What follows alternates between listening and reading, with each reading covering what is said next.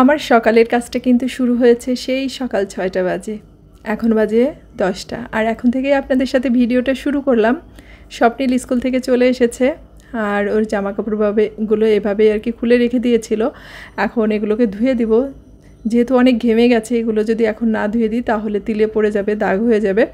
গরমের মধ্যে আমার প্রতিদিন এই কাজটা করতে হয়, কারণ স্কুল থেকে আসার পরে শার্ট গেঞ্জি একদম পুরো ভিজে যায় ঘেমে। তো সাথে সাথে ওগুলোই আর কি ধুয়ে দিই। আর দেখেন বাইরে বৃষ্টি পড়তেছে, তো ভাবলাম ওর শার্ট প্যান্টটা যখন ধুয়ে দিব, তো বিছনা চাদরটাকেও চেঞ্জ করেছিলাম, তো বিছনা চাদরটাকেও একবারে ধুয়ে আর কি মেলে দিব। জানি এই বৃষ্টিটা বেশিক্ষণ থাকবে না, এই ঝমঝম করে বৃষ্টি হচ্ছে, আবার রোদ উঠছে, তো এভাবে ছাড়িয়ে দিলে রোদ বাতাসে অনেকটাই শুকিয়ে যাবে। আর স্বপ্নিলের শার্ট প্যান্টগুলো ধুয়ে দিয়েছি স্কুলের, যেটা তাও ব্লুটা শেষ হয়ে গেছিলো বাসায়, তো আজকে ব্লু দিইনি, ভাবছি অন্য আরেকদিন একটু ব্লুটা দিয়ে নিব। নমস্কার, আমি লিপি সাহা। কি অবস্থা, কেমন আছেন সবাই? আশা করছি খুব ভালো আছেন সবাই। তো আমার আরেকটা নতুন ভিডিওতে আপনাদের সবাইকে অনেক অনেক ওয়েলকাম। ভীষণই আর কি ভিডিওগুলো আপলোড দিতে ইচ্ছা করে, একটা নেশায় পরিণত হয়ে গেছে, কিন্তু আসলে ভিউজের যে অবস্থা, মাঝে মাঝে আসলে ভিডিও দেওয়ার উৎসাহটা হারিয়ে ফেলি। তো যাই হোক, অভ্যাসটা আছে, তাই না দিলেও ভালো লাগে না।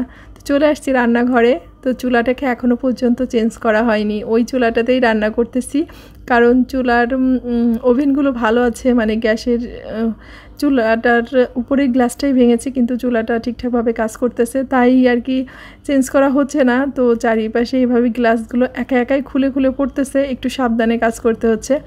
তো রান্নাঘরে এই যে চুলাটাকে এখন ভাবছি একটু মুছে নেব, বেশ অপরিষ্কার হয়ে রয়েছে।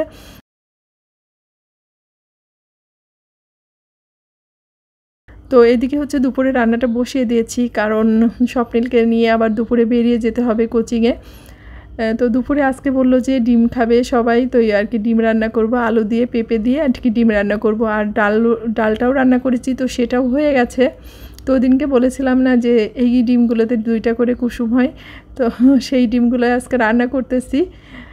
তো ডিমগুলো কি একটু পেঁয়াজ কুচি, একটু মরিচ কুচি আর লবণ দিয়ে এই যে এটাকে এইভাবে পিস পিস করে ভেজে নিচ্ছি। বেশ খানিকক্ষণ আগে ফ্রিজ থেকে বেরো করে রেখেছিলাম ডিমটা, তো ডিমগুলো কিন্তু ঘেমে গেছে। তো এই যে দেখেন 2টা করে কুসুম হয়েছে ডিমের।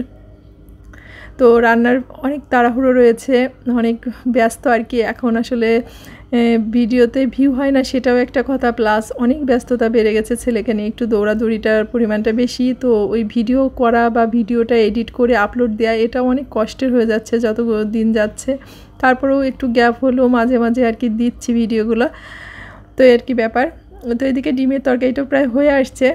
এখানে হচ্ছে যে পেঁপে দিয়ে আলু দিয়ে ডিম রান্না করেছি, একটু গরম মশলা বেটে রেখেছিলাম, এলাচ দারচিনি, সেটা দিয়ে দিলাম, আর একটু ঘি দিয়ে দিলাম।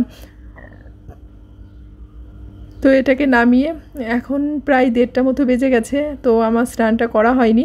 এই যে দেখেন 1:25 বাজে, তো স্বপ্নিল রেডি হয়ে গেছে, ওকে 2টার থেকে ওর কোচিং আছে, তো ওকে আর কি আমি কোচিংয়ে দিতে যাব। ওকে দিয়ে তারপরে এসে তারপরে বাসায় স্নান করে খাবো। স্বপ্নিলও বলেছিলাম ওকে খেয়ে নিতে, কিন্তু ও খাওয়া দাওয়াটা করেনি।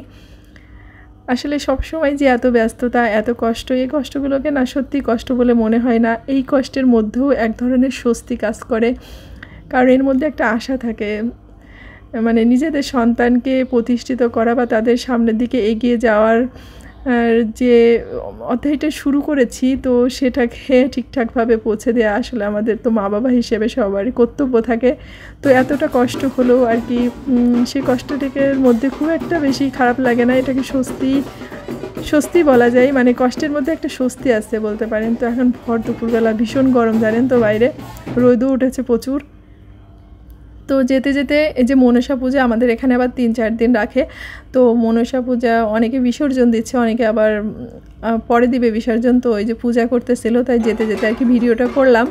দুপুরবেলা আসলে রাস্তায় বেরোনো অনেক কষ্ট, বিশেষ করে ঢাকা শহরে প্রচুর জ্যাম থাকে, মানে আপনি যদি হাতে নির্দিষ্ট টাইম নিয়ে বের হন তাহলে সেই নির্দিষ্ট গন্তব্যে পৌঁছানো ভীষণ কষ্ট হয়ে যায়, একটু আগেই বের হতে হয়। তো এই যে আমার দেরি হয়ে গেছে, তাই কোর্টের ওখান থেকে একটা রিক্সা নিয়ে নিয়েছি, তো এখন স্বপ্নিলকে দিয়ে আসবো।